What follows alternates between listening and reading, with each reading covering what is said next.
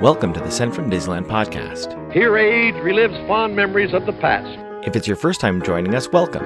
On this podcast, we'll take a journey into the past and explore Disneyland and Disneyland history with mementos, snapshots, and postcards sent from Disneyland from 1955 to the present. The postcards from this episode will be viewable on Instagram at Sent from Disneyland or on my website, sentfromdisneyland.com. Today I'm starting off by thanking my patrons from patreon.com. You can join in and receive mail from my desk or for my trips to Disneyland. I'm currently working on some new patron benefits. Patrons can sign up for as little as $1 per month. Special thanks to Random Olive, the first patron to this podcast, and to the e-ticket patrons Tania, Eric Daniels, Monica Seitz Vega, Joe Gamble, Scott Booker, Russ Romano, Michael and Christina Cross, Mary Henderson, and Sheila Harry. C-ticket patrons Serious Inquiries Only, Debbie Weinstein, Jennifer Schneep, Ruby McDowell, Grace Coate, Scott Cagle, and Ben and Noel Bruning, B-ticket patron The Disney Rewind Podcast, and to the A-ticket patrons Elise Sharp, Zealot Infinity, Claire Voigtlander, Alexis Robles, Maggie and Henry Byers, Angelica Nablock, The All Aboard Podcast, and Ana Fiches de Lectores. I am your host, your post-host Clocky, and today we have 2 postcards sent from Disneyland.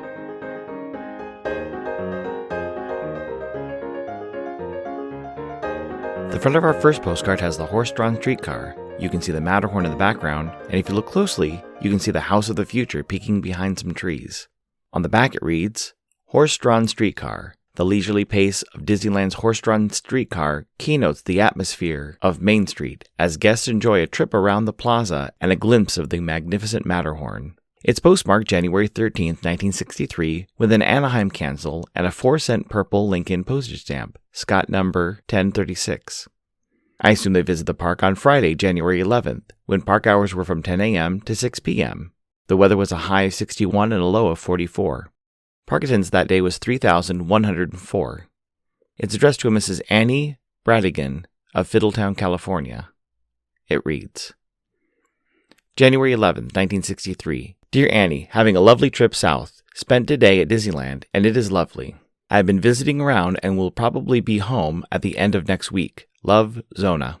Guests entering Disneyland could easily pick up a free map, but guests could also purchase a Disneyland guidebook. These pictorial souvenirs were available in shops and newsstands around the main gate. I have a replica of the 1955 picture souvenir book of Disneyland in natural color.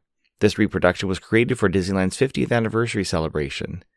Flipping through the 24-page oblong book, I found many of the photos used to showcase the park were also used for postcards. Including the front and back, I easily recognized around 20 images used as early Disneyland postcards. The book goes through each land, highlighting attractions, shows, and landscapes of the park, with little descriptions about each photo. My oldest vintage guidebook is from 1956. This complete guide to Adventureland, Tomorrowland, Fantasyland, Frontierland, and Main Street USA has much more detailed information and lists all the rides, shops, services, telephones, bathrooms, shows, exhibits, and dining options. The back cover is even an index of all Disneyland's offerings. Within the first pages is a cartoon-style map of the park. Then, starting in each land, there is a detailed map marking the location of the attractions, exhibits, and some of the services. The back 2 pages of the book include an advertisement for the Disneyland Hotel and Restaurant, plus a list of Disneyland facts. Many of these facts are statistics about the amount of coffee and ice cream consumed by guests, and the number of cast members it takes to keep the park running. Although the term cast member would be applied later, in the early days of Disneyland, they were known as Disneylanders.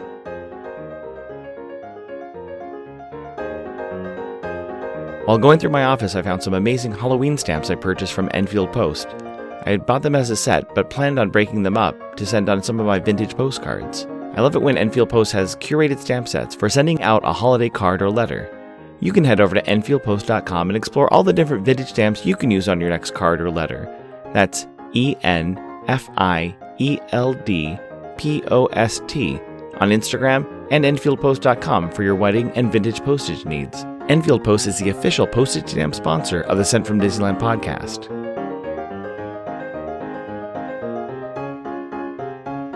The front of our next postcard has the Mark Twain, full of guests.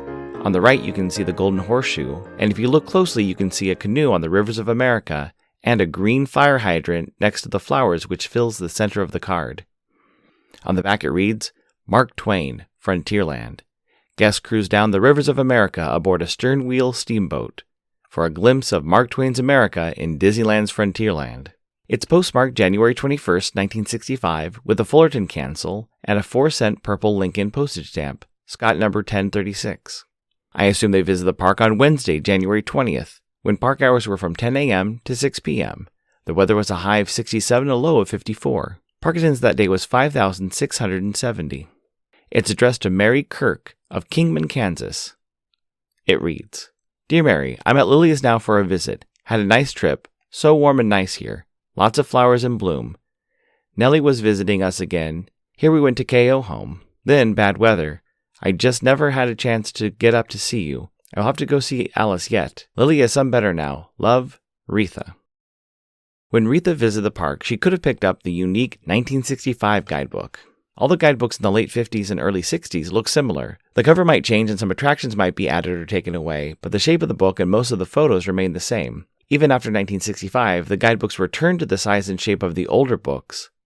The 1965 book, titled Walt Disney's Pictorial Souvenir Book of Disneyland, featured Walt on the cover with an artist rendering of Mickey leading the Disneyland band through Sleeping Beauty Castle, with some of the other characters scattered around the bridge to Fantasyland. This guidebook was likely made special to celebrate Disneyland's 10th-centennial. Some of the images in the book had never been used before, and near the end of the book there is a fold-out section highlighting the upcoming edition of New Orleans Square, with concept art of the Haunted Mansion and Pirates of the Caribbean. The latter is celebrating a 55-year anniversary of being in the park this week. Disneyland continued to produce these guidebooks through the late 80s. A special guidebook was made in 2005. Although likely produced for the 50th anniversary celebration, there are no images of the 50th decorations on Sleeping Beauty Castle or any mention of the original attractions, which were highlighted during the celebration. The guidebooks were a great souvenir to take home to show friends and family a piece of Disneyland.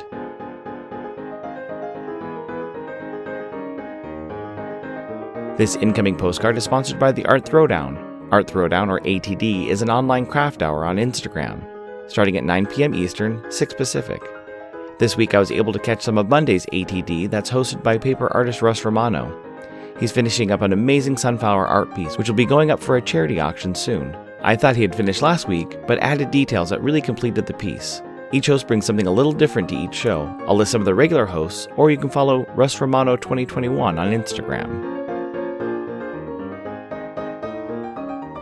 The front of my incoming postcard has a green, yellow, and black cat/frog creature with a couple embracing under a giant tree. The trunk of the tree has a glowing blue spiral, and its leaves are shaped like hearts.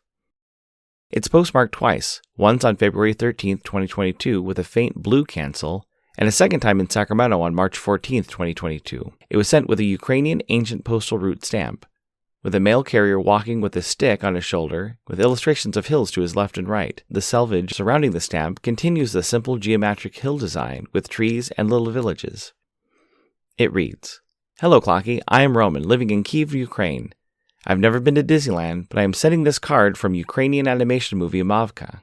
It was bought by Hollywood, and the American version of Mavka will be delivered soon. All the warmest wishes from Kyiv. Roman. 13/2/2022. -2 degrees Celsius. P.S. We are not afraid of Russia. Before we dive into this postcard, let's talk about the selvage around the stamp.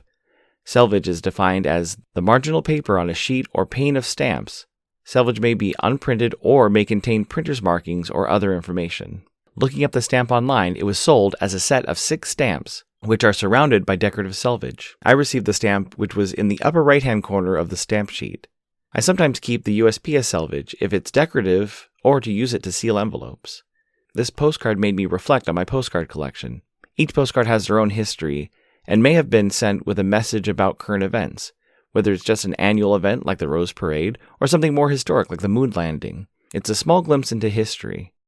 Although this postcard, sent from Kyiv 2 weeks before the recent events, it is a current news story to us. Later it could tell a story and be an ephemeral time capsule, possibly to a future researcher. On the other side of the card, I did look up the animated movie, which is scheduled for release in December. Mavka, the forest song, is about the soul of the forest who falls in love with a human musician. I'll be curious to see it when it's released. Thanks for listening to Sent from Disneyland. If you enjoyed this podcast, please subscribe and tell your friends. It would be awesome to share your favorite episode. There are over 100 episodes to choose from. It would also help to leave a 5-star rating and comment on whatever podcast platform you use. If you'd like to support the show financially, please check out our Patreon page at patreon.com/SentFromDisneyland. You can find me on Instagram and Facebook at Sent From Disneyland, or on Twitter at Sent From Disney. For questions and comments, send me a postcard addressed to Sent From Disneyland, P.O. Box 44, Hood, California, 95639. This podcast is not affiliated with Disney, the United States Postal Service, or any post office or Disney properties. Opinions expressed on this podcast belong to its host and guest of the Sent From Disneyland podcast.